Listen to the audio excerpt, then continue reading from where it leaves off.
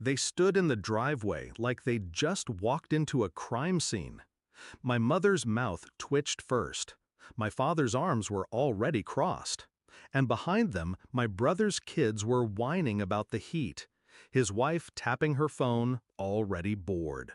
"This is it?" Mom spat, motioning to the modest white bungalow with a red door and a narrow porch.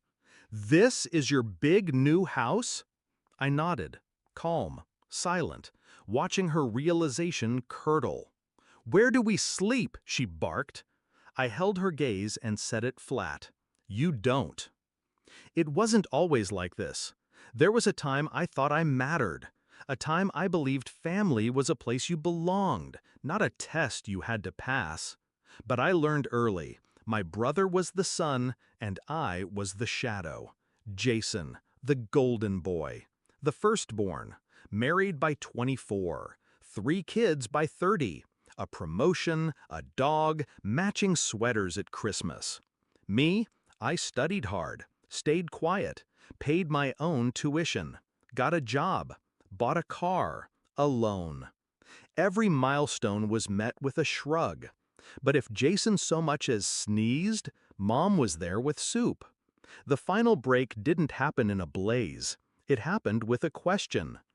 "I'm thinking of buying a house," I'd told them. Mom immediately cut in. "Oh, perfect! Make sure there are at least 5 bedrooms. Jason's family can't be cramped when they visit." I blinked. "I'm not buying a house for them." "You're being selfish," she said. "You don't have kids. What do you need space for?" I laughed. Small, tight. She wasn't joking. Dad joined in. "You have no one to come home to. It's only fair you make room for family. Only fair." That stuck in my throat like a nail.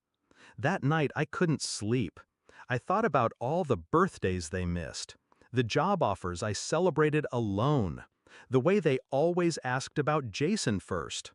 I remembered sitting at Thanksgiving while they passed him the biggest piece of pie and told me I was so independent for not needing attention. I thought about the text Mom sent last year. "We won't be visiting for your graduation. Jason's kids have a recital." And I thought, what would happen if I stopped trying to be chosen? I started planning in silence. I researched homes, quiet neighborhoods, small yards, peaceful corners. 2 bedrooms, one for me, one for an office. No guest room, no space for guilt, no room for manipulation. I signed the papers within 2 weeks, didn't tell them, didn't send pictures. When they found out, through a post I made for friends, Mom called immediately. "You bought a house and didn't tell us? You weren't interested." "Of course we are. We'll come this weekend. Make sure the kids have space." That was the moment, the one I'd been waiting for. I said, "There's no space for them." Silence. Then the shriek. They still came. They thought I was bluffing. They pulled up with luggage, car seats, expectations. I greeted them at the door, alone. No welcome mat, no smiles, just keys in my hand and steel in my spine. Mom peered past me. "Where are the other rooms?" "There aren't any." Jason stepped forward. "You knew we were coming." "I did." He frowned. "So where are we supposed to sleep?" I smiled. "You're not." They didn't understand. They still thought I could be guilted, reshaped, scolded into submission.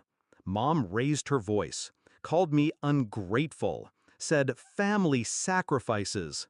I nodded slowly. Exactly. I sacrificed enough. I gave years of trying, of shrinking myself to fit inside someone else's story. Jason scoffed. "You're being dramatic." "No," I said. "I'm being free." They didn't stay long. 15 minutes of stunned silence and sputtered insults. Then the slamming of car doors, the engine roaring down the street. And me? I stood alone on my porch, unbothered, unburdened. The house is quiet now, my kind of quiet. Mornings with coffee and sunlight, evenings with books and silence. No forced smiles, no adjusting to fit. Just me, breathing easy for the first time in years. They call sometimes. I don't always answer. And when I do, the tone is different now. Measured, hesitant. They ask about visiting. I say I'm busy. They ask if I'm angry. I say, not anymore. Because this isn't about rage. This is about reclaiming.